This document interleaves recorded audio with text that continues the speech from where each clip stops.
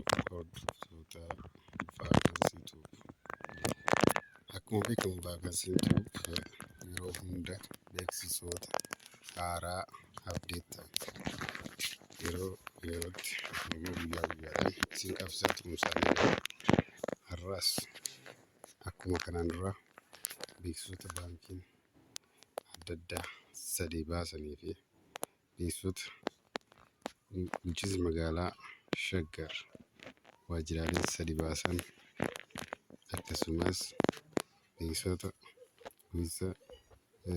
fayyaa kanneen barbaadu qabannee iddoo tokkotti dhiyeessinee waan jiruuf akka ilaaltan jechaa beeksisoota keenya kana yeroo hunda hordofuudhaaf sabiskiraayib